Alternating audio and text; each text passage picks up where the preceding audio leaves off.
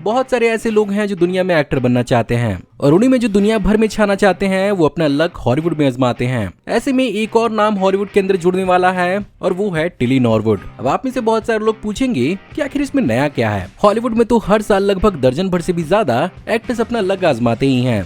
फर्क बस इतना है कि दुनिया की सबसे पहली एक्ट्रेस है जो एक फुल्ली डिजिटल एआई जनरेटेड है। अब ऑब्वियसली हॉलीवुड के इस पर क्या रिएक्शंस हैं, हॉलीवुड में इसके फ्यूचर पोटेंशियल और बेनिफिट्स क्या हैं, हॉलीवुड एक्टर्स को इससे डर क्यों लग रहा है और क्या सचमुच ये और इसके जैसे कई सारे डिजिटल अवतार हॉलीवुड का फ्यूचर होने वाले हैं, ये और बहुत कुछ के बारे में इस वीडियो में हम बात करने वाले हैं। तो फिर देर किस बात की।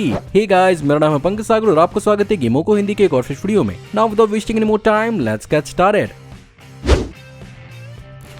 अब चलिए आपको इससे शुरू से इंट्रोड्यूस कराते हैं। टिली नॉरवुड बेसिकली एक सिंथेटिक एआई एक्ट्रेस है जिसे इसी साल क्रिएट किया है जिकोया नाम की प्रोडक्शन स्टूडियो ने, जो एक एआई डिवीजन है पार्टिकल 6 प्रोडक्शन नाम की कंपनी की। इस कंपनी की शुरुआत की थी London based Dutch actress Ellen van der Velden ने साल 2015 में। इस साल के 30 जुलाई 2025 को YouTube पर एक AI कमिश्नर नाम की एक छोटे से स्केच वीडियो को अपलोड किया गया जो बेसिकली फनी कम और इस AI एक्ट्रेस की मार्केटिंग ज्यादा थी, जहां पर बेसिकली 16 से भी ज्यादा AI जनरेटेड कैरेक्टर्स को दिखाया गया जिन्हें 10 से भी ज्यादा AI टूल्स और मॉडल्स का इस्तेमाल करके बनाया गया था, इंक्लूडिंग ChatGPT। इसके अलावा बाकी सोशल मीडिया पर भी टिली नॉरवुड के और भी कई सारे डिपिक्शंस को दिखाया गया, जिसमें उसे रेड कार्पेट पे चलता हुआ दिखाया गया, द ग्रैहम नॉर्टन शो पे रोता हुआ दिखाया गया और कई सारे साइंस फाई, फैंटेसी, हॉरर और एक्शन फिल्म्स के एग्जाम्पल सीन्स में उसे यूज करते हुए दिखाया गया। फाइनली इस साल सितंबर 27 को ज्यूरिख फिल्म फेस्टिवल की ज्यूरिख समिट के दौरान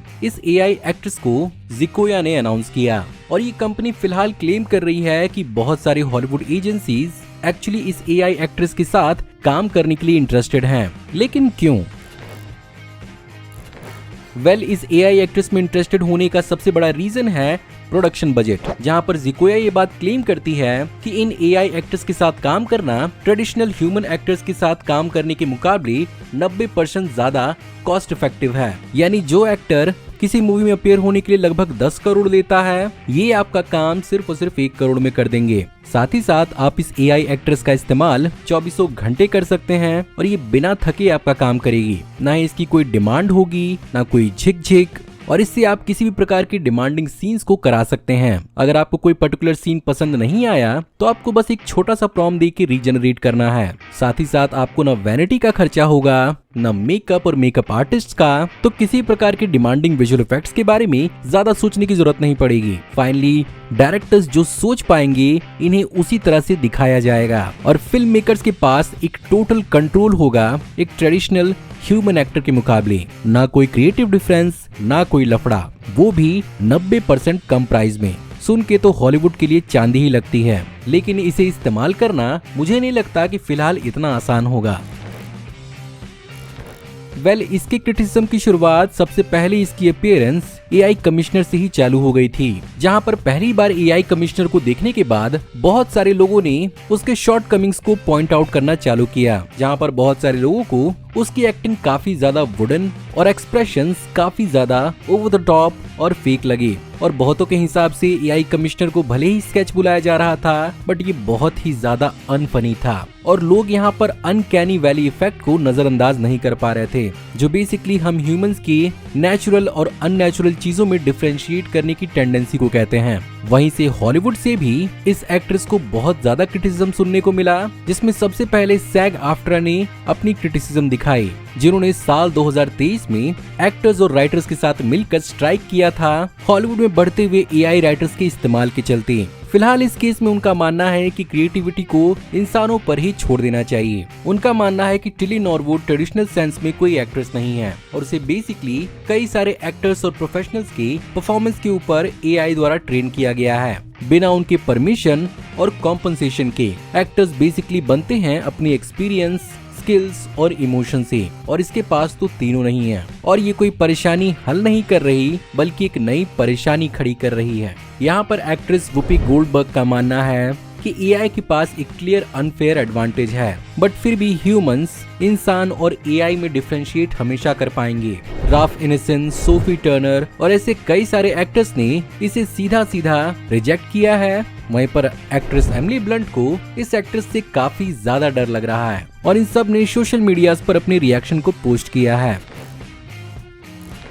अगर मैं अपना पर्सनल ओपिनियन दूं तो मुझे लगता है कि इस प्रकार के एआई एक्टर्स का इस्तेमाल हॉलीवुड में तो फिलहाल पॉसिबल नहीं है और फिलहाल तो अनकैनी इफेक्ट टोटली अनडिनाइबल है। बट सच्चाई ये भी है कि आज के जमाने में हम सिर्फ टेक्नोलॉजी नहीं बना रहे हैं, हम एक्चुअली ऐसी टेक्नोलॉजी बना रहे हैं जो खुद नया टेक्नोलॉजी बना सकती है और अपने अंदर कई सारे सुधार ला सकती है। एक वक्त था जब एआई से वीडियो जनरेट करवाना किसी नाइटमेयर से कम नहीं लगता था, लेकिन वहीं पर कुछ ही सालों के अंदर अंदर ये चीज पूरी तरह से चेंज हो गई और एआई अब नियर परफेक्ट वीडियोस प्रेजेंट कर सकता है। और इसी रफ्तार को नजर में रखते हुए एक वक्त ऐसा भी आ सकता है जब एआई पूरी तरह से परफेक्ट वीडियोस को प्रेजेंट करने लगे और लोगों को पता ही न चले कि क्या सच है और क्या झूठ, जिसने अभी से ही लोगों को कंफ्यूज करने की शुरुआत कर दी है। तो क्या उस जमाने में इस एआई एक्टर का कोई सेंस बन पाएगा? वेल, ट्रेडिशनल एक्टर से अगर इसे कंपेयर किया जाए तो ह्यूमंस सचमुच अपने लाइफ एक्सपीरियंस,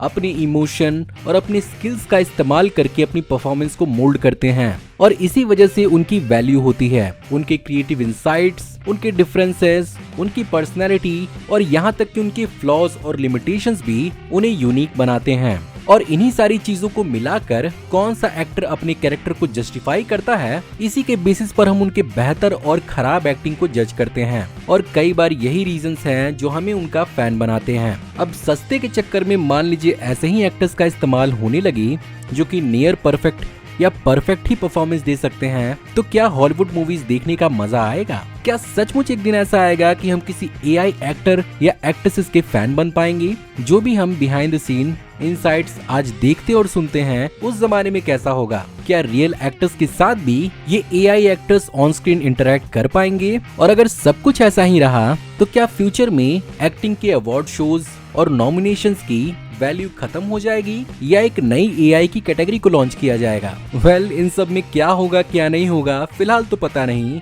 लेकिन एआई एक्टर के साथ साथ एआई डायरेक्टर का भी जल्द ही डेब्यू होने वाला है, जहां पर एक द स्वीट आइडलनेस नाम की एक मूवी रिलीज होने वाली है जिसे पूरी तरह से एक एआई ने डायरेक्ट किया है और इस एआई का नाम है फेलिन एआई। इस मूवी को प्रोड्यूस कर रही है एंड्रिया लेरवोलिनो की कंपनी और यही इस मूवी के राइटर और प्रोड्यूसर दोनों होंगे। कहानी सेट होगी डिस्टोपियन फ्यूचर में, जहां पर इटली और कनाडा की कहानी को दिखाया जाएगा और इस कहानी के अंदर बेसिकली 1% ऑफ ह्यूमैनिटी बाकी 99% ऑफ ह्यूमैनिटी के लिए काम करती नजर आएगी। अब जिस तरह से कहानी है, क्या एआई उस तरह से उस कहानी को प्रेजेंट कर पाएगा? अब वो तो फ्यूचर ही बता सकता है, लेकिन क्या सचमुच एआई एक्टर्स और डायरेक्टर्स ही हॉलीवुड और दुनिया की अलग अलग मूवी इंडस्ट्रीज की फ्यूचर होंगी?